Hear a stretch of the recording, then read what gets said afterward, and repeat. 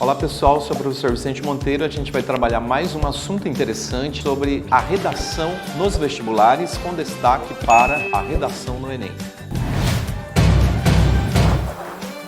Hoje, o assunto que a gente vai abordar é a preocupação do candidato em relação ao tema, o temor. Muitas pessoas temem aí um tema de redação pelo fato de que talvez não tenha um conhecimento, não tenha uma leitura feita em relação àquele determinado assunto.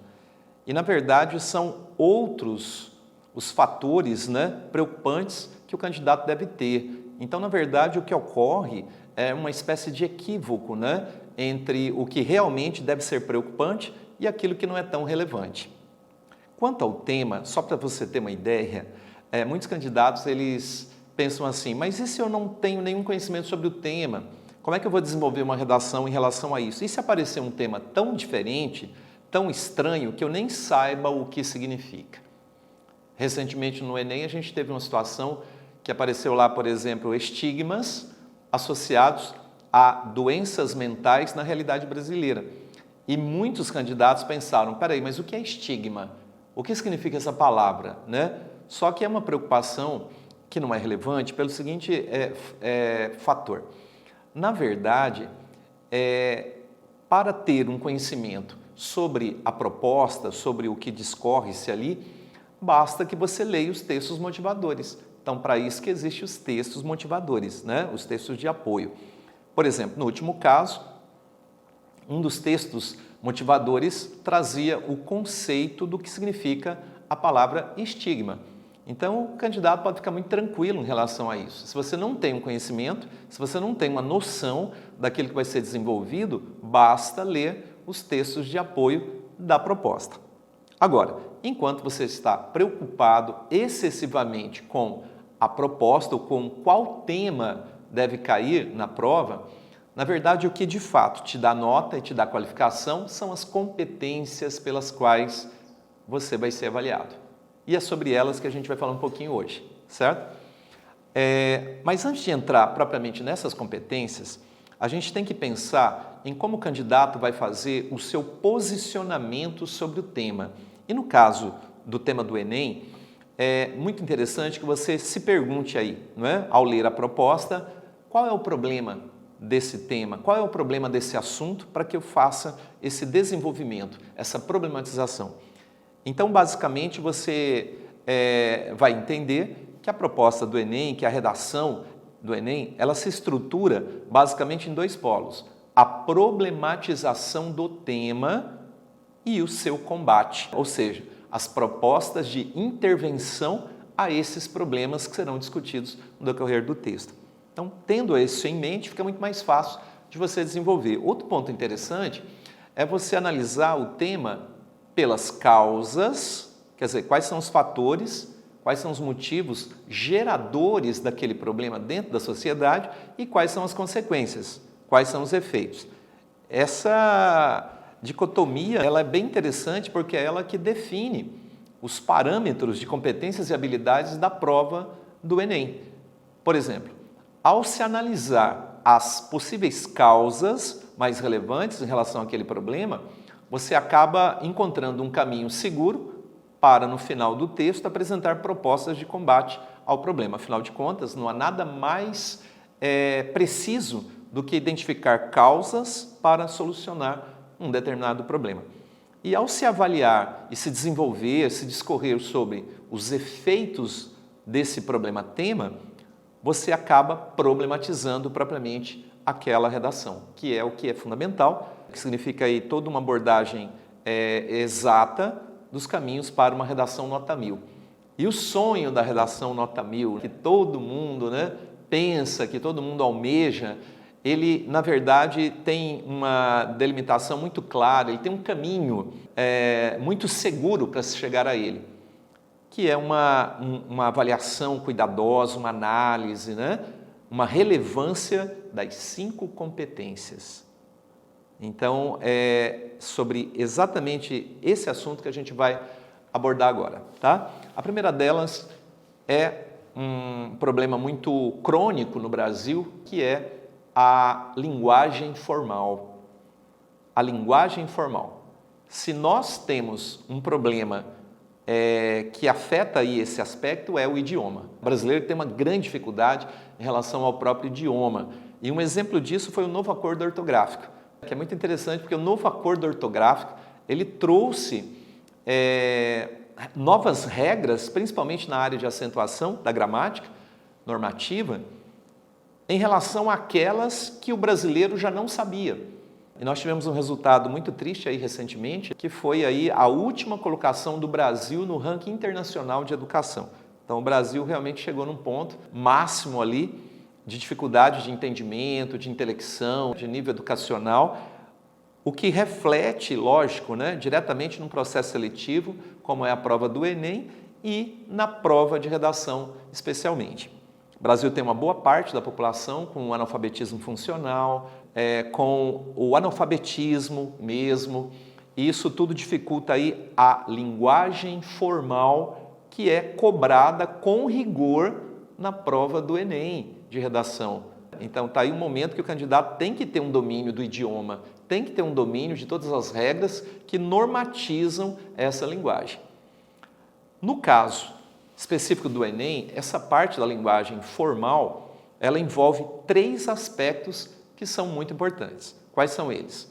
Os desvios gramaticais, que envolvem erros como crase, pontuação, regência, concordância, acentuação, ortografia, e envolve a parte lexical, que é o vocabulário, não é? Que não pode ser um vocabulário com oralidades, com uma linguagem contundente, palavrões, esse tipo de coisa, sofre penalização no processo corretivo. E o outro aspecto é a formação de cada frase dentro da redação, que é o aspecto sintático, que a gente chama de sintaxe. Então nós temos o léxico, temos a sintaxe e temos os tradicionais desvios gramaticais. Como ficamos nessa situação? Qual é a realidade sua? Qual é a realidade do nosso candidato hoje, que enfrenta uma prova de redação e necessita de ter um domínio em relação à gramática? Olha, gente, pela experiência que nós temos de muitos anos, em sala de aula e trabalhando com cursos preparatórios, há uma dificuldade muito grande. Essa dificuldade, ela ocorre desde a formação dos períodos, a formação das orações, a união entre as palavras, que é o aspecto coesivo, até a dificuldade de construção de períodos mais complexos dentro de uma estrutura sintática. Quanto aos desvios gramaticais, um dos erros mais comuns que a gente escuta muito aí da parte do candidato é a questão da crase. Muitas pessoas não sabem o momento em que elas devem usar ali o sinal grave, que é o indicativo de crase. E uma coisa muito interessante também em relação às regras gramaticais é que muitas vezes o aluno, durante toda a vida escolar até o ensino médio, ele consegue aprender, ele consegue entender a aula sobre esses assuntos, mas não consegue reter na memória esse conhecimento. E aí, quando chega no momento da redação, que ele tem que demonstrar esse conhecimento, ele já não lembra mais. No caso da crase, por exemplo, existe um lado bom, vamos dizer assim, uma notícia boa para quem tem dificuldades em relação à crase. São muitas regras? Não são tantas regras. Agora, qual é a boa notícia que a gente poderia passar em relação à crase? Que existe uma regra que vale para mais de 90% dos casos do uso da crase. Se você tiver noção dessa regra, você já vai resolver satisfatoriamente muitas situações em relação ao uso da crase. Olha só, como funciona essa regra? Já vou passar agora para você. Crase é como você atravessar uma rua. Você tem que olhar dos 2 lados. Se você olhar só um lado para ver se tem o fator de crase, você não consegue descobrir se tem ou não crase ali. Você tem que olhar de um lado e olhar do outro. De um lado, você vai dar uma olhadinha e ver se tem uma palavra. Essa palavra pode ser um verbo, pode ser um nome, que é um substantivo, por exemplo, um adjetivo, que exige a preposição a. Por exemplo, o verbo referir. Será que o verbo referir rege a preposição a? Ora, quem se refere a alguma coisa, então rege a preposição a. E de outro lado, você vai avaliar se existe uma palavra feminina que permite o uso do artigo a. E se acontecer essas duas necessidades ou fenômenos ou exigências, né, tanto de um lado quanto do outro, então você tem ali a situação da crase. Por exemplo, quando eu escrevo assim, refiro-me à professora de português. Será que existe crase nesse a? Existe, porque quem se refere a, e do outro lado tem a palavra professora, que é feminina e permite o uso do artigo a. A somatória de um a, preposição, com um a, artigo feminino, gera o fenômeno da crase, que é um único a, representando os dois, com sinal grave, que é oblíquo ali para a esquerda, não confunda com o sinal agudo, né? O acento agudo, que é oblíquo para a direita. Ok?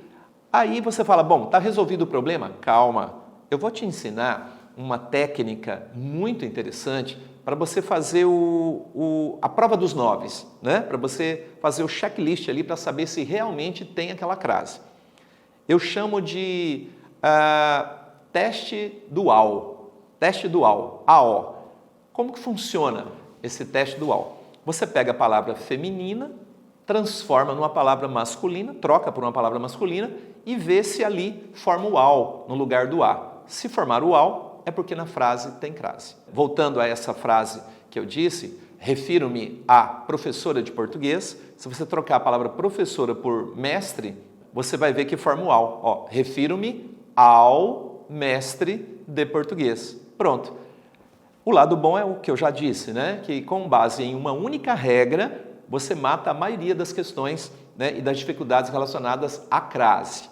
Por outro lado, lógico, é preciso um aprofundamento em regras específicas quanto à questão da crase e assim por diante, tá? Posteriormente, a gente vai estar trabalhando tudo isso com muito mais detalhes e você vai adquirindo cada vez mais confiança em relação à sua escrita. Isso é um fator importante, não é? Porque você vai dominando cada vez mais.